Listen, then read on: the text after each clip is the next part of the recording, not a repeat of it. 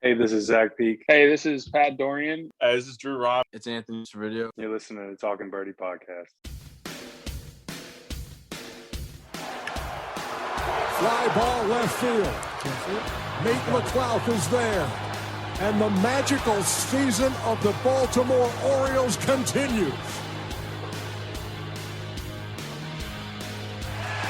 Ball and 2 strikes on Goins. Ground ball to first. There's Pierce. And the Orioles are champions of the AL East.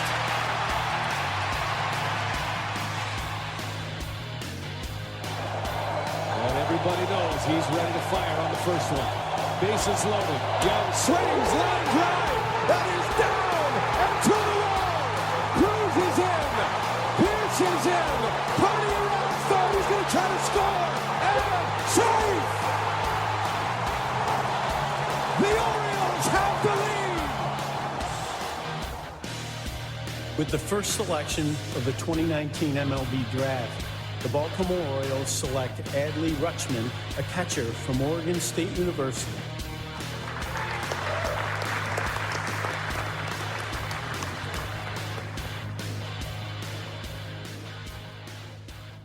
Good evening, my friends. Welcome back. Don't laugh at me. Welcome back for episode 26 of the Talking Birdie podcast. My name's Ryan, and I'm with Josh, and I'm with Brad, as per usual. What's up, guys? How's it going? We're going to a tie place, so I'm excited for that, Ryan. And you, yes, brother, we're doing it. Brad, how you doing? Good, man. Just got back from Morgantown last weekend. Went to watch a little basketball. Had a good time. And, yeah, that's pretty much it. So I never got a chance to look at the score. Did KU win? They pulled it out, man. They pulled it out. Good stuff. When you texted us, were they down or something? Were they losing? Were they down bad? No. But I was, possibly hopped up on moonshine when I texted you because I'm not really recalling what I texted you. So, well, you said you were like, I have a streak of seeing my team win or something like that. No. You misunderstood. I was telling you I had been on a streak of seeing my team lose a lot of games in a row. That's not what you said. Yeah, I don't think that's what you said. Really? It's not what I said? Like I said, you just said moonshine. So, and then I said it's over. That's what I thought I said. Okay. Maybe that's what you meant to say, but that's not what you said. I thought that it's over text was this game is over and my streak has continued. I meant the streak is over. No, they won by 13. So good. Yep, that's awesome. Didn't you? You've seen them lose a heartbreaker in that gym before, right? They're about 500 I think they're still a game below 500 when I go down there every year. I've been down there like 9 times for basketball or so. I think they're 4-5. And they've never lost to WVU in Lawrence since they came to the Big 12. 11-0 there. And the only 2 games that I missed was the COVID year last year in West Virginia and then another one. So they're like 4-5 when I've gone and went at WVU, even though they've never lost to them outside of West Virginia. So, yeah, I've seen some tough ones. Is Kansas tournament bound? I don't know college. Oh, yeah. They'll be a 1 or 2 seed. Okay. So, yeah. Can't say the same thing for Maryland, but this is not a college basketball podcast. It's not. Certainly not. This is a baseball podcast, and we have nothing to share for you about the lockout or anything like that. So, time of this recording, there was no new news to talk about. But since then, there's been a ton of lockout news. But we're not going to talk about that in this episode because it was recorded a week and a half before anything happened with that. So enjoy the interview. We're just going to jump right into our latest interview, and that was with Norfolk Tides infielder Patrick Dorrian. So check it out now. And joining us now live via Zoom, Orioles prospect and Norfolk Tides infielder Patrick Dorrian. Pat, how you doing, man? Thanks for being here. I'm doing well, guys. Thanks for having me. I appreciate it. Excited to get it going here. Yeah, it's good to see you, man. We really appreciate you coming on. So has the team, the Orioles, given you any indication of like the future that they see for you? You know, you've covered pretty much every infield position. Is there one that they forecast you sticking with as you move up, and is there one that you think you'd prefer to stay with? It's a great question. I love third base. That's where I spend most of my time. Last season, I spent most of my time over at third also. But played a little bit of first, which was new. I wasn't a huge fan of it, but once you play a couple games over there and start to learn the position a little more, it becomes more fun, and you have a lot more responsibility over there than you think. So at the end of the day, the more positions I can play, the better, and it's going to help me make my way to the big leagues. So I haven't really had any indication of, when or how, what year, what position, but I spend most of my time at third, and I prefer third, I'd say now. Just being there the last few years, it's been a lot of fun, and I feel like I've improved a lot. So I like it over there. What are some of the responsibilities you're talking about when you're talking about playing first? I mean, even just like simple things like when there's a guy on first base, right? Holding the runner on, the footwork to get off the bag as the pitch is being thrown. Like that's not something a lot of people think about, but you got to be exactly the same every time, right? Or if it's a lefty pull hitter, right? I'm not going to jump off as far. It's knowing who's hitting, knowing who's running. If there's a guy on first, I got to hold him on, play my position. And then, if it's at me, I got to turn a double play. So it's just, there's a lot going on. And like I said, you just kind of learn more about it the more you play it. And that's what, I started to like it a little bit more the more games I played over there. So there's a lot of just situational awareness then that you really have to always be thinking about. Yeah, that's the best way to put it, I think, is situational awareness for sure. Cool. Yeah, and you're like trying to get off the line as the runner's taking a secondary too. I imagine there's a lot of stuff going on over there, man. Yeah. Like it doesn't seem like it, but if you're playing that position, it's a lot. It's a lot. The quote from Moneyball's, it's pretty cheesy because it's the movie everyone in baseball quotes all the time. But tell them, Wash, it's easy playing first base. It's incredibly hard. Yeah, and I always thought it was simple because I had never played over there, right? You look at it and you're like, just catch the ball. Like that's all you got to do, and field the ball. You don't got to make a throw, but realistically, there's a lot more going on, and it really opened my eyes up last year when I played over there a little bit more. Yeah, it's not the same position it used to be. It used to be, throw the larger guy over there, and he'll just stand there, catch it when it comes there. But yeah, I mean, like everything in baseball, things are changing a little bit.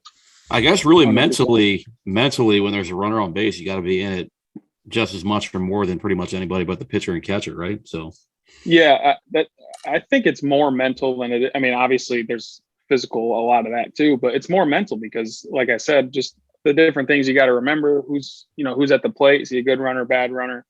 Who am I holding on? Do I have a hunch that he's going to steal a bag, right? How can I relay that to, the pitcher, the catcher, things like that. It's a lot of mind games. And that's, you guys know that's what baseball is. So. Yeah, for sure. Yeah, I was incredibly unaware of your story before researching for this interview. And I'm assuming a lot of other Orioles fans are probably also unaware. You had kind of a breakout year this year. A lot more people learned your name. So you were drafted by the Braves out of high school. You didn't sign, correct? What was the technicality? So, yeah, it's obviously a long story, but I can sum it up pretty short. I actually did sign. I went down for a short amount of time and just realized I made a quick decision, and it just wasn't time for me yet to get into pro ball. I thought I needed to go to college and get an education, get away from the house a little bit, get used to that. I was still, 17, about to be 18 at the time. So I just kind of made a really quick decision, and it was just right for me to leave at the time and, work my butt off for, a later opportunity, which obviously I got. And, I'm just happy where I am now. And, it was a lot, and it was a really good learning experience for me, for sure. So obviously after signing a pro contract, that makes you NCAA ineligible, right? So you ended up going to a community college? Yeah. So I was unsure if I was able to play Division I, like right off the bat, obviously. So I went JUCO for those 2 years. The whole time I was still figuring out with the NCAA if I could go Division I or like what I could play. Right. And I actually verbally committed to St. John's in Queens, New York. But then the summer after my sophomore year, I was in the Cape, found out I wasn't eligible. It took like a year and a half to find out. And then I ended up going to Lynn, which is Division II, because I was eligible for that. And my roommate at my JUCO was going there. So that's how that kind of worked out. The NCAA dragging their feet on eligibility concerns. Imagine that. Yeah. I won't get into that, but it was tough. It was tough. You don't have to worry about that anymore. You're good. Yeah, that's exactly right. And then continuing along after your 2 years at Lynn, you go to Pittsburgh as an undrafted free agent. They trade you to Baltimore after a strange 2020. You break out in the upper minors. I've read about a lot of different paths in pro ball, but this is a sequence of events that's got to be a first for me. Can you break down like how the rest of this kind of came to be, particularly, or I guess we already talked about that, but like being an undrafted free agent is not something you hear about, especially going towards like the top of the minor leagues. And I mean, just like what's all this for you? Yeah. I mean, I think the biggest thing for me has just been kind of taking it one day at a time. And I know that's cliche, but like you said, my story is very unique. I don't know anyone that has a story exactly like mine or really too similar. So I think the biggest thing is just, when I signed with Pittsburgh, like I knew I wasn't just going to walk in there and be the guy, right, that I was at my JUCO or I was at one of the guys at my, at Lynn University in Florida. I had to earn that right to be a guy. And I had to, put my head down and go to work, which is what I've always done. And, obviously now that it's worked out for me pretty well. And yeah, I still got a long way to go, but it's just been a lot. And it's all been a learning experience for me. To not be, like a big prospect guy, right? I feel as if my skill should put me there, but, you know how it goes with all the rankings and stuff like that. I try not to worry about that stuff and just put my head down and play the game I've been playing forever. So, it's worked out up until now, and we're almost up there at the big league. So I just got to keep pushing and keep finding a way to get up there. Absolutely. Keep grinding, my man. Absolutely. So when the season ended last year, what's your process for the off season? Do you take some time to unwind, or are you pretty much back at the cage, back in the gym the next week? Or do you have any hobbies that you do during the off season? Just talk a little bit about that, how you keep yourself busy. Yeah, I take, 3 weeks, maybe even a month of no hitting. I'll get in the weight room after, 3-4 days because I have a hard time just kind of sitting still. So I always got to be doing something. Plus the muscles go away fast, right? That's exactly right. Yep. Got to keep them, But one of my good buddies, Zach Short, he's actually in the big leagues with the Tigers. Oh, yeah, I'm familiar. We grew up together. We obviously both live in Kingston. He beats my ass in golf all the time. So we play a bunch of golf when we get home. Shit. But it's good, man. Off season went really well. And like I said, I think I got down here, I don't even know, about a month and a half ago now. We have a trainer down here. So we come down here and I was able to hit at the facility with the Orioles too. So it's been really good. It was a really good off season. Worked on a lot of different things and got a lot stronger. So just looking forward to another, hopefully good year. Cool. So you're talking about hitting over the facility. Are you hitting over at Twin Lakes, or since the big league club's not there right now, are they letting you use Ed Smith? What's that like? Yeah, we're at Ed Smith, Nice. which is That's awesome because it's beautiful. So we've been spoiled the past month and a half. We got to hit there every day too. So it's been awesome. It's been really awesome. That's definitely there. There is a plus side to the lockout then, huh? I guess. But hopefully we get that part worked out soon. Yeah, I'm praying. Everyone's praying. Cool, man. So, Pat, I kind of wanted to ask you just like what getting traded is like overall. But I also want to point out to anybody that doesn't know, like when you were traded, you were one of those players to be named later. Did they tell you when they made the deal, and then you just kind of had to keep it to yourself, or did you literally not find out until they decided later on and you were headed to Baltimore? I had zero idea of anything. So I was in Greensboro, North Carolina with the Pirates, and that was their low A at the time. I think it's high A now, but it was low A at the time. It was actually on my birthday, which is another, just funny thing. Happy birthday, Pat. Yeah, right. Pack your shit. We had a day game, I think, at noon. So I was in the cage. It was like 10:30, 11 o'clock. And my coach just called me into his office. And, whenever that happens, immediately my mind goes to this can't be good, right? I didn't do anything, or I was playing okay, not great, not bad. Then he let me know, and it was just like, you never see that coming, right? And like I said, I had no prior knowledge of it. So it was a crazy day, crazy week, crazy 2 weeks, all the different emotions, happy, sad to leave all the, good buddies and staff over with the Pirates, but and just not really knowing what to expect, right? I didn't know really anyone. I knew one name, and it was David LeBron, and that was in High A Frederick at the time, and I only knew his name because I played against him in college. And that's a lot, obviously, right? You develop these relationships with guys in one organization, and snap your fingers, you're gone. And you got to do it all over again. But obviously, it ended up being, the best thing for me and the best thing for my career, and I'm stoked to be over here with the Orioles and just to be a part of, an organization that's on the rise, especially in the minor leagues. And it should be exciting, the next few years. You played a little bit of ball in Frederick, right? Yeah, I played almost half the season there, maybe right after the All-Star break in 19 is when I got traded. So just wondering, what do you think about Frederick? Because if I were to go upstairs and stand on the roof of my house, I could probably see the stadium. Oh, no way. Okay. Yeah.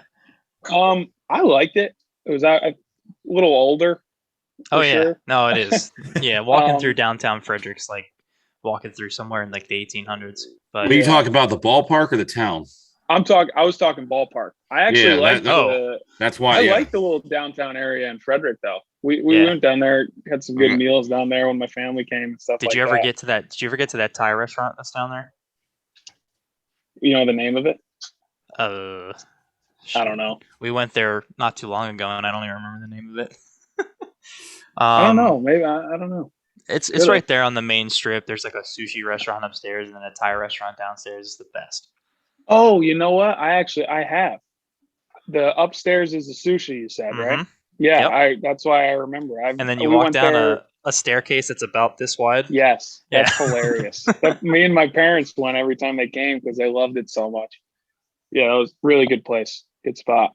Dude, I actually have a funny story about you being in Frederick. My mother, who knows nothing about baseball, lives in Frederick. My parents do. She says to me, like, probably within a week of when you were traded to the Orioles organization, she's like, Brad, are you familiar with Patrick Dorrian? I was like, Dorrian, yeah, he's the guy we just got from the Pirates organization. She's like, oh, he was just reading to kids at the library. I was like, wow, this guy's been here for like a week. Sounds like a stand-up dude. That's right. Yeah. I was. So I got asked right away, and I wasn't going to say no. Yeah. I feel like if you say no to that question, that's not a good look. So, like, do they just approach you directly, or do they go to the team, and the team gives you offers you opportunities like that? How does that work? From what I remember, I think it was one of the video guys with the Orioles and with Frederick at the time. He came in the clubhouse, and I think he just kind of asked, excuse me, he just asked the room who wanted to do it. And I just kind of volunteered. I was the new guy, and just, I don't know, I wanted to just step up, I think, something like that. Cool. But you didn't want them to think you hated kids. That'd be a tough first impression. My roommate just walked past and was like, heard me talking about that restaurant and was like, psst, it's called Sumitra. Yeah. There you go. Yeah, Ryan, make a note when I come down there for opening day. Can we please get Thai, because the Thai restaurants in Cleveland are terrible. Like, yes, we haven't found anything worth going back to. Really, they spoiled me because I'd never been to Thai until I moved out. I'd never been to a Thai place until I moved out here, and then they were like, "We're gonna go to this Thai spot. I hope you like Thai." I'm like, "I don't know, but I'll try it." And then they gave me this plate of pad Thai that's like this big and just so good. So Very good. Nice. So yes, I will take you there. Yeah, we're gonna go there for sure. Pat, there's a growing sect of O's fans that believe Buck Britton could be the next O's manager, and obviously Hyde's there for an undetermined amount of years right now. But what was it like to play for him, and what kind of presence or mindset does he bring to a squad? He's awesome. He's one of my favorite coaches, I've ever had. And I'm not just saying that. The guy just, he's all about just getting better, right? And he makes it very clear that there's no reason to be afraid of making mistakes, right? Obviously, we want to win all our games in the minor leagues if we can. But at the end of the day, people realistically only care about wins in the big leagues, right? So he's okay with, maybe guys who don't steal a lot of bags trying to steal bases, right? They want to get better at that. If you get thrown out the next day in our pregame meeting, like, you'll be on video, we'll talk through it. Why'd you do it? Okay, like, good or bad. There's no getting in your face, screaming at you. It's all about learning.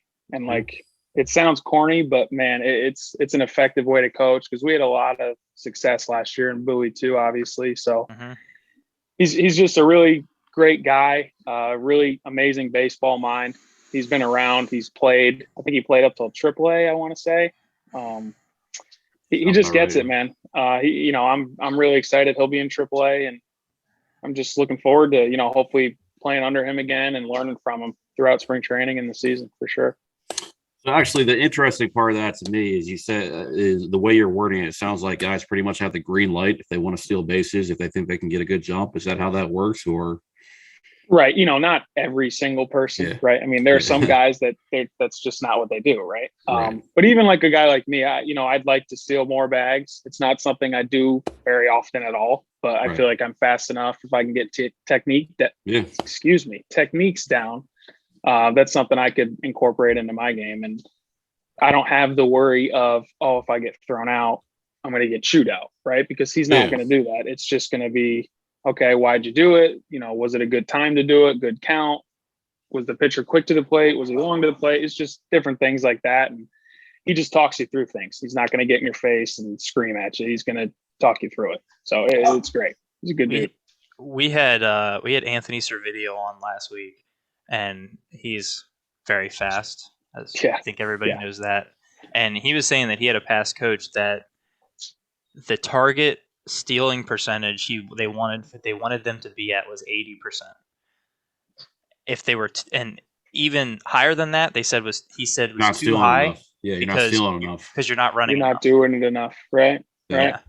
So I thought that was interesting. Is there anything like that that you've experienced coming up through the system, or is that just kind of some weird thing that his past coach had? Honestly, I haven't heard that, but it makes a whole lot of sense, right? Yeah. I mean, I don't have any cool things like that, but that's pretty cool. That's an interesting way to put it. I've never heard that. I like that a lot.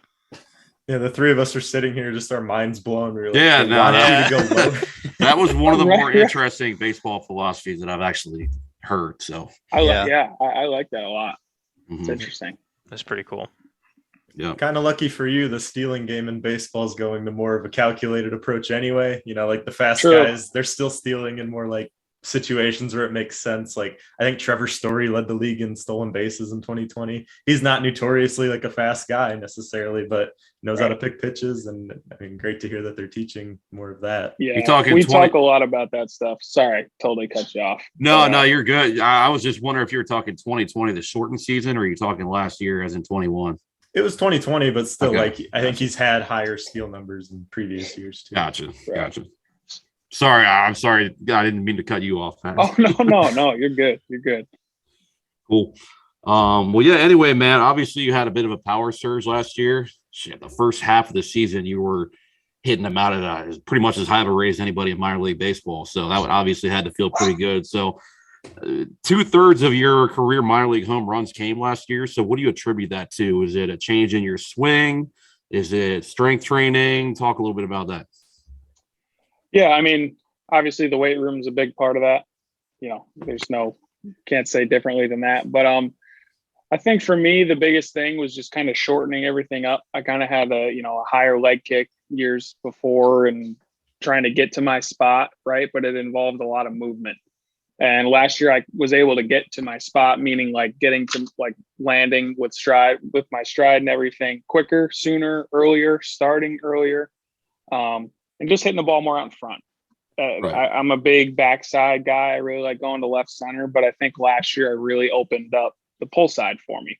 Right. And when guys came inside, I liked that last year. Years before, I was a little hesitant on those, and the second you hesitate on an inside pitch, if it's everyone throws 95 plus now, you're done. Right. So just working, I think the number one thing is just focusing on hitting the ball more out in front.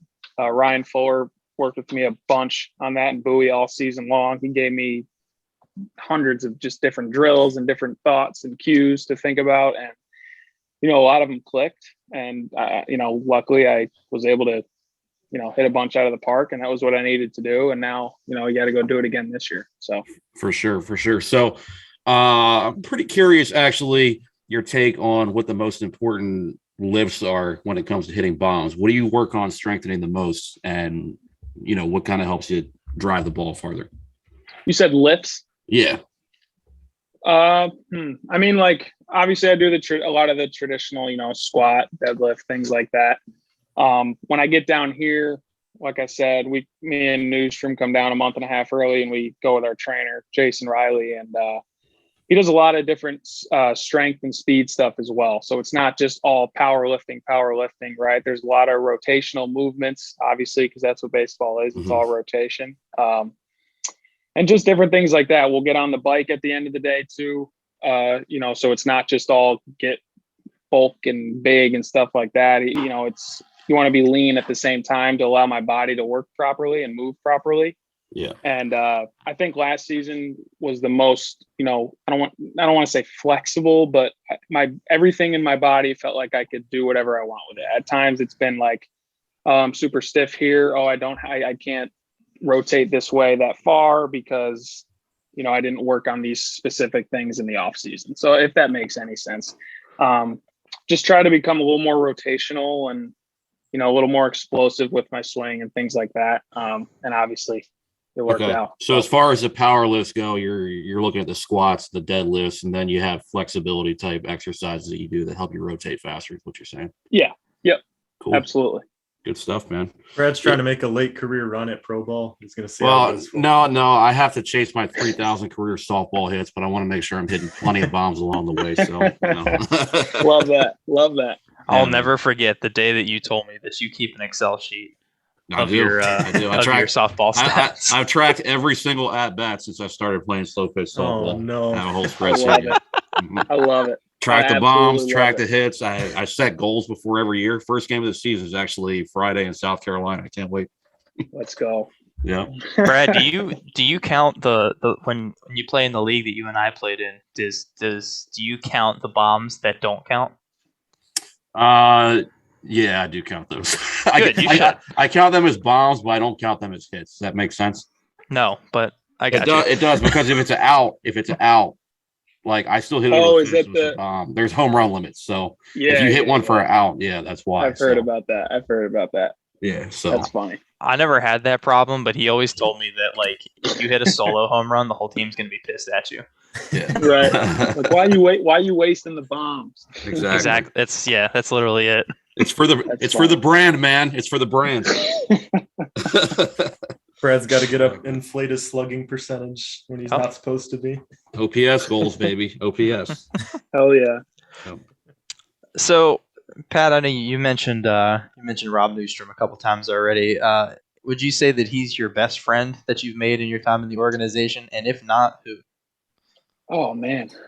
I mean, he's definitely one of them. He's definitely one of my best friends. JC Ascaro, we got super close with him. We went down to Miami in the off season and saw him for a couple days too. So, the really cool thing about, this organization too, is I've said it on, to whoever I'm talking to, there's a lot of, obviously really good baseball and a lot of talent, but just good dudes.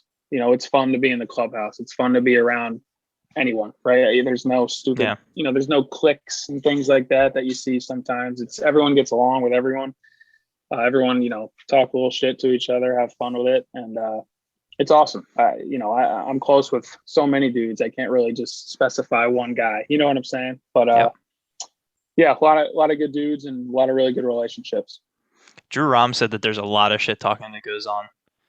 He even credited himself with Zach Watson's home runs last year because he told him he just talked so much shit to him that he just started hitting bombs. Yeah, he told him he was really soft. See, and that's why it's cool too, is because you can talk shit and everyone knows you're just messing around. Like, of course. And people take it as like, as like Zach Watson probably took it as like fuel, right? He's like, right. Okay, yeah, talk shit. I know it's a joke, but I'm going to take that and I'm going to go hit 20 homers and steal over 20 bags or whatever he had. Yeah, sure. It's awesome. Have you met or played with any of the guys that are currently on the big league team? Richie Martin was down in Bowie for a couple games last year. Yep. Means actually pitched a game in Bowie last year. Yeah. Oh yeah, he did. Trying to think. There were more guys too. Anthony Santander was down for like 3-4. He hit a absolute tank. I remember at that. Bowie. Oh Yeah. my God. Yeah. It was a huge, I think we were down a run or two, and I think he let off the inning or something. Just an absolute tank. I got to meet a bunch of them, which was pretty cool, and just kind of conversate with them. I actually kind of totally forgot about the whole like rehab thing. Does game day change at all when you got a guy like say like Santander or Means coming down? Does it change, or is it just like, hey, this guy's in the lineup tonight, let's just do our thing? Honestly, I didn't. Nothing changed for me, right? Obviously, you see it and you're like, oh, that's pretty cool. But then it's like, okay, I still got a game to play, right? Yeah. Like, I still got to lock in. Nothing changes for me. But yeah, not too much changes. Especially like a guy like when Means came down. Like I went up to him and introduced myself, and then after that, I stayed away. He's got a big start. He's rehabbing. Like, let him take care of what he needs to take care of. I'm not trying to get in the way of that. So. That's just baseball. You guys know it's a lot of routine and I do this before every start, especially pitchers, right? So I'm like, okay. So I went up to him, said hello, super nice guy. Now I'm going to let him do his thing. That's just kind of how I handle big leaguers being down. I think it was a couple of years ago. I'm from like the Southeast Michigan, Northwest Ohio area. And I think I watched the Toledo Mud Hens a lot when I was a kid. And I think there was a time Miguel Cabrera came to Toledo because it's the Tigers AAA. I can't imagine being a Mud Hens player. And, you're maybe on a typical night, you get about 5,000 people in there. And then Miguel Cabrera, a future Hall of Famer, shows up and you got a sold out crowd. Everyone's going wild every time he comes on the field. Maybe a little different in that situation. Yeah, that might get a little reaction from me if Miguel Cabrera is coming down for a rehab stint. I'll be like, okay, I might have to talk his ear off a little bit. You know what I mean? Right. Get something from him. Yeah, it'd be funny if like everybody else was, acting like at least a little bit starstruck, and you were like, "Who's this guy again?" Well, I never even heard of him. Who is he? Yeah. What? Anyway. It's one of the greatest right-handed power hitters of all time. No big deal. Yeah, that's right. That's right. Yeah. Pat, do you think playing amateur ball and early college ball in the colder New England climate hindered your path to pro ball in any way, or is it just like got to stand out like I would have to anyway? I don't think it hindered anything. I mean, obviously, if you're in warm weather all the time, I don't want to say it's an advantage, but like it's a little bit easier, right? Even like training wise and things like that. My whole life throughout high school, I played 3 sports in high school, but baseball was always it for me. So, I'd go to basketball practice, and then when that was done, I'd have to go inside to my cage to go hit before I could go home, things like that. And other guys can go to their field with lights, just different tiny little things like that you don't really think about, especially when you're younger. Goes a long way. But I don't think it hindered anything. Like you said, you got to stand out either way, whether you're in New York or wherever you are. Florida, doesn't matter. So if you work hard wherever you are, you have the talent, they'll find you. That's just the way it goes. Right. Like I think Mike Trout was, people were pretty high on Mike Trout, obviously, when he was coming up through New Jersey, but I think him playing that colder climate, is why he was able to drop to the Angels and worked out for them. Right. But I totally agree. Cool. So, Pat, is there a game in your professional career that sticks out to you as like a favorite memory, whether you were maybe locked in that day, you just had a sick game, or there was a crazy comeback or anything along those lines? Is there any particular games that stand out? Another good question. I think for me, probably, personally, last year was I had my first multi-home run game in Richmond, which was pretty cool. And I was like kind of dealing with a quad injury. My quad was wrapped up like crazy, and oh wow, I wasn't even sure if I was going to play, and then hit 2 homers. So that was a really cool experience. Obviously, hitting 2 homers in a game doesn't happen often. So she walked off. That was probably my favorite. Yeah, that was probably my favorite memory from last year. I actually was at the game against Akron. I don't know if you remember this one. 9th inning, you guys were down 2-0. You hit an opposite field bomb to left field to tie it up at 2. Yeah, so that one sticks out to me. I love the swag when you're around in first base. You did one of these right here. Like, I was like, that's sick. I like that, man. the bullpen was always told us to point to him whenever we hit a homer. So that's what that is. Okay. Sometimes I do it because I remember, and then sometimes I wouldn't because I'm just locked in and you forget. But they love that stuff. It's awesome. Yeah, that was a Father's Day game because I brought my dad to that. My dad was pissed off that it went to extra innings because he wanted to go home. It was hot. And I was like, "No, tell him I'm sorry. Tell him I apologize." Gotta beat the traffic. I'll let him know. I've got a sadder story of you at Akron. I watched the final game of the season for Bowie when you guys got walked off in the 9th inning. And I just remember I was looking at the Bowie dugout. I was sitting right behind it. You were the only guy standing on the top stair, just staring at them, celebrating. But that just stuck out to me that you were that guy just staring out there. Yeah, no, it means something, right? Obviously, it's minor league baseball, and it's not, if you don't win, it's not like the end of the world. But it's a long season. It's a lot of games, and you make it that far, you want to win, clearly, right? And I don't care if it's AAA. I don't care if it's the GCL, right? I want to win. So that hit me pretty hard, honestly. And it was fine, and we went in the clubhouse and we talked, and everything was fine. But yeah, that was tough. I just sat out. I don't even know why I sat out there and watched him, but I was just like, damn, I really wanted to win this fucking series. We get all this way and we lose it. It's like, damn. But it's all good. It's part of the process. Yes, sir. I tried to take a picture of you standing up there, but I had a cell phone camera, man. It wasn't. It's like not a good shot. That's all good. Since we're telling Patrick Dorrian stories about our dads, I too brought my dad to a Bay Sox game this year, and he keeps up with the O's, but he always I'm his number one resource when it comes to you guys and stuff because he just doesn't follow it. And so he would ask me about every player. He knew about Rutschman. You guys. I mean, the minor league teams. I know. Fuck face. And you came up. He was like, Dorrian, who's this guy? And I was like, actually, we just stole him from the Pirates. And I think at this time you led the organization in home runs. And he was like, that's weird. And I believe you hit a bomb. I was like, I told you. Oh, no way. I told you, man. Yeah. Let's go. Yep. That fires me up. We also, during the season, we play an organizational fantasy game every week where we take... On this podcast. On this podcast, yeah. We pick we're probably going to reformat it a little bit, but we pick a player from every level. And you became a serious dark horse pick this year for our fantasy game. Yeah. Love that. Yep. Kind of ruined one of my weeks. That's pretty cool, you guys. Oh, I'm sorry. I apologize.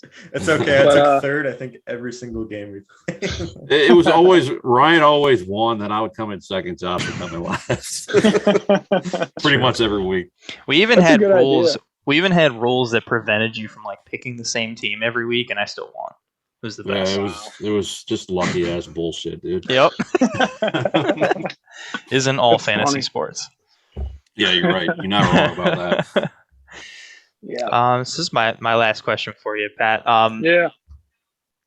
How was the jump from AA to AAA? I know you didn't face a whole lot of action in AAA, but what were the big differences that you saw from the quality of pitching from that jump in levels?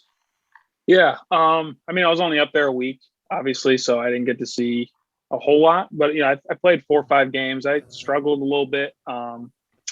I didn't notice a huge difference. I think it's more just, the pitchers learn from every pitch, right? In AA, some guys do, some guys don't. Some guys are still kind of just up there throwing sometimes. AAA, it's there's going to be a lot of ex-big leaguers or guys on rehab or just guys that got sent down, right? It's just more of a adult game up there, right? There's grown ass men playing in AAA really is the easiest way to say it. And the pitchers are just a lot more polished, right? The 3-1, the 2-0 heater you think you're going to get, you probably won't get it, or there's a really good chance you won't get it, right? So you got to really lock in and hone in on the tendencies of the guy on the mound. What pitch does he throw in certain counts? What are the percentages, that, what does he throw 2-0? Is it 60% fastball, or is it, 60% slider, change it, whatever it is. You got to pay a lot more attention to things like that because it's not as simple as it is at some other levels, right? When you get to like hitter advantage counts, I've always been able to just lock in on heater or lock in on a curveball if he's been throwing get me over curveballs. But now it's kind of like, okay, this guy's not just going to give me one. He's not just going to throw one over the plate because, AAA hitters are a lot more experienced and polished as well. So they got to still find ways to get you out, and they'll do whatever it is and throw whatever pitch needed to get you out. Yeah, and you hit Wow. Double-A, you're facing top 100 prospects. You're facing guys that are going to be in the MLB by the end of the season. I mean, it sounds MLB. like Josh, come on. in MLB, man, come on. Different animal in Double-A from pretty much a lot of measures, I guess. Yeah, absolutely. All right, Pat. Well, you said you got to get out of here, so thank you so much for coming on, man. This was really awesome. It was great to talk to you, and we'll be in touch. We'll let you know when the episode goes up. And is there anything Absolutely. you would like to plug before you get out of here? Say that one more time. I lost you for a sec. Sorry.